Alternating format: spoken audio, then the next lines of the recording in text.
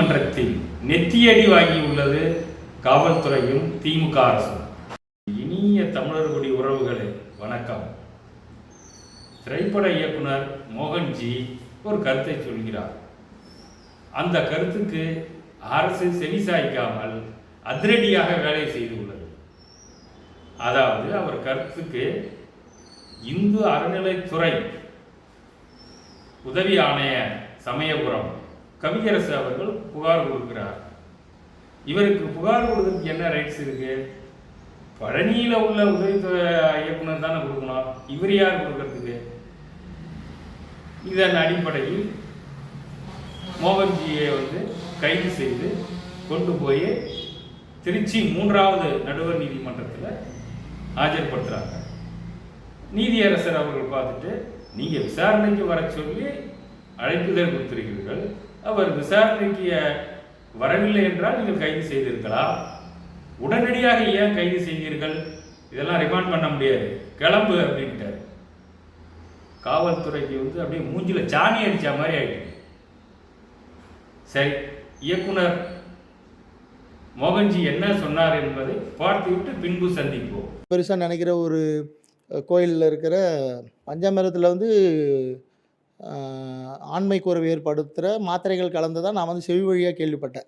அந்த நியூஸே வெளியே வராமல் அதை தடுத்து உடனே சரி பண்ணி மொத்த பஞ்சாமிரத்தையும் அழிச்சிட்டாங்க, வேற ஒரு கேஸ் மாதிரி போட்டு அப்படின்றதெல்லாம் நான் கேள்விப்பட்டேன். நடுவில் நீங்கள் சொல்கிறது பழனி பஞ்சாமிரத்தை அதாவது இல்லை சார், நம்ம ஆதாரம் இல்லாமல் இந்த நீங்கள் குறிப்பிடுறீங்க. அது ஒரு சமயம் தரமில்லாத பஞ்சாமிரதம் தயாரிக்கப்படும் சொல்லிட்டு தரமில்லாத விஷயம் தான் என்னன்னு கேட்கறாரு. மக்களுக்கு தெளிவாக சொன்னீங்களா இது வரைக்கும்? அதுக்கு முன்னாடி விளக்கம் கொடுத்துறாங்களே சார். அவங்க சொன்னதெல்லாம் ஓகே சார். எனக்கு அங்கே வேலை செய்கிறவங்க, அங்கே சுற்றி இருக்கவங்க சொன்னது கருத்தடை மாத்திரைகள் பயன்படுத்தியிருக்காங்க யாரோ உள்ள அதில் ஒர்க் பண்ணுறவங்க, இந்துக்கள் மேலே தாக்குதல் நடத்தணும்னு அப்படின்னு சொன்னாங்க. ஸோ இந்த மாதிரியான விஷயங்கள் எல்லா இடத்துலையுமே நடக்குது சார். சார் ஒரு கோயிலில் சாதாரணமாக நம்ம தமிழ்நாட்டிலே ஒரு கோயிலில் ஒரு நாளைக்கு 1000 பேர் இலவசமாக உணவு உண்ற ஒரு சூழல் அன்னதானம் இருக்குது. இதை எவ்வளோ கவனமாக பார்த்துக்க வேணும் அப்படின்றது தான் இப்போது நான் கோரிக்கை வைக்கிறேன். இது குறைய சொல்லலை. இது பல உயிர்கள் சம்மந்தப்பட்ட விஷயம். இதில் சாதாரணமாக ஒரு கவுச்சி கலந்துருச்சு, நான்வெஜ் கலந்துருச்சுன்னு சில பேர் சந்தோஷப்பட்டுக்கலாம். உளவியலாக போய் பாருங்கள். இதில் வேறு இதுவே அதுக்கு பதில் யாரோ இதை ஒரு தவறான எண்ணத்தோட ஒரு விஷத்தை கலந்துருந்தால் இது எவ்வளோ பெரிய விஷயமா இருக்கும் இன்றைக்கி உலக நாடுகள் மத்தியில். கண்டிப்பாக சொல்லுங்கள். பிரசாதத்தில் ஒரு உணவுப் பொருளை இந்த மாதிரி ஒருத்தருக்கு தெரியாமல், ஏன்னா இது கிட்டத்தட்ட அதுக்கு ஈக்குவல் சார். ஏன்னா இங்கே சைவம் இருக்காங்க, அசைவம் இருக்காங்க, அது அவங்க தனிப்பட்ட விருப்பம். அவங்க விரதம் இருந்து புனிதமாக நினைக்கிற அந்த கோயிலுக்குள்ளே இப்படி ஒரு விஷயம் கலந்தது கிட்டத்தட்ட விஷம் கலந்ததுக்கு ஈக்குவலான ஒரு விஷயம் தான். அது அவ்வளோ சீரியஸாக பார்த்து இங்கேருந்து பாதுகாப்பு குறைபாடுகள் இல்லாமல் பார்த்துக்கணும். அது எல்லா ஸ்டேட்டுமே, இந்தியா முழுக்க இருக்க எல்லா ஸ்டேட்டுமே அதை பண்ணணும் சார். திருப்பதியில் நடந்தது இப்போ லெபார்டரி ரிப்போர்ட் மூலிமா செய்தி வெளியே வந்துருச்சு. இப்போது பேசிட்டு இருக்காங்க பரபரப்பா. ஆனால் நீங்கள் தமிழ்நாட்டு கோயில்லையும் இந்த மாதிரி நான் தான் சொல்லிட்டேன், செவி வழி செய்தி தான் சொல்கிறேன். ஆதாரம் இருந்தால் இன்னும் தூக்கி வச்சுட்டு இருக்க மாட்டேன் நான் ப்ரெஸ் மீட்டும் கொடுத்துருவேன் ஆதாரம் இருந்தால்.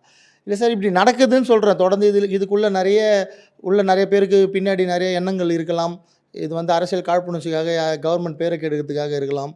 ஆனால் விஷயங்கள் நடக்குது. இதை இன்னும் கேர்ஃபுல்லாக பார்த்துக்க வேண்டியது பொறுப்பு அதிகாரிகளுக்கும் அரசுகளுக்கும் இருக்குது. இந்த நேரத்தில் இது ஒரு எச்சரிக்கை மணியாக எடுத்துக்கணும். நீங்கள் ரெகுலராக மோகன்ஜி என்ன சொல்கிறாரு? இது மாதிரி எனக்கு தகவல் கிடைக்குது, அரசாங்கம் விழித்து கொள்ள வேண்டும், முன்னெச்சரிக்கையாக நடவடிக்கை எடுக்க வேண்டும் தான் கோரிக்கை வச்சிருக்காரு. நீங்கள் என்ன நடவடிக்கை எடுத்தீங்க? வெளியிடுங்களா? வெளியேறீங்க சொன்னவனை பிடிச்சி உள்ளே போகிறத விட செய்கிறவனை கூடிய சரி செய்ய வேண்டியதானே. ஆனால் அதுலேயும் இன்னொன்று என்னன்னா, அவர் மோகன்ஜி அவர்கள் தகுந்த ஆதாரத்தை வச்சுக்கிட்டு பேசணும். ஏதாவது ஒரு காதில் கோயிலுக்கு போகும்போது அங்கே உள்ளவர்கள் குமுறி இருக்கிறார்கள், அதை அவர் வெளிப்படையாக பேசிட்டார், அவ்வளோதான். அரசாங்கத்தின் தவறை திருத்திக் கொள்ள வேண்டும். இதை செய்யாமல் வேற ஏதேதோ செய்கிறது மு.க. ஸ்டாலின் கையில் இருக்கக்கூடிய காவல்துறை. போலீஸ் மந்திரி இவர் தான், இவருக்கு தெரியாமலாம் நடக்காது. ஒருவேளை இவருக்கு தெரியாமல் நடக்குதான்னு தெரியல, வேற யாரோ இயக்குறாங்களான்னு தெரியல. மக்களே புரிந்து கொள்ளுங்கள். இது மாதிரி நிறைய நடக்குது. கோர்ட்டு தீர்ப்பை எந்த ஒரு அதிகாரியும் மதிக்கிறது இல்லை. இதை நான் ஆதாரமா வெளியிட முடியும், ஆதாரம் என்ன இருக்கு? எல்லா டிபார்ட்மெண்ட்டும், எந்த டிபார்ட்மெண்ட்டும் யோக்கியம் கிடையாது. அதிகாரிகள் எல்லாம் அவனை அடிக்கிற கொள்ளை இருக்கு, அவ்வளவு கொள்ளை. கோர்ட்டுக்கு போனா கோர்ட்ல குவியுது. இவங்க எடுத்ததுமே சொல்றான் அதிகாரி. என்ன சொல்றான்னா, போயா கோர்ட்டுக்கு தானே போய் பாரு, கோர்ட்டுக்கு போ அப்படிங்கிற அசால்ட்டா அடிக்கிறான். நான் என்ன சொல்றேன், நீதிமன்ற அரசர்களே, நீதி நடுவர்களே, உங்கள் தீர்ப்பை அமல்படுத்தவில்லை என்றால் நீங்கள் நேரடியாக பணி நீக்கம் செய்யுங்கள். ஒரு 10 பேரை பணி நீக்கம் செய்யுங்க, தானா அடங்குவான். இதை ஏன் நீங்க செய்ய மாட்டாங்கிறீங்க? கோர்ட்டு தீர்ப்பு என்பது அனைவருக்கும் சமம். அது அரசு அதிகாரியா இருந்தாலும், பாமர மக்களா இருந்தாலும், மன்னனா இருந்தாலும், மந்திரியா இருந்தாலும் என்பதை நீதிமன்றம் எடுத்துக்கொள்ள வேண்டும். நன்றி, வணக்கம்.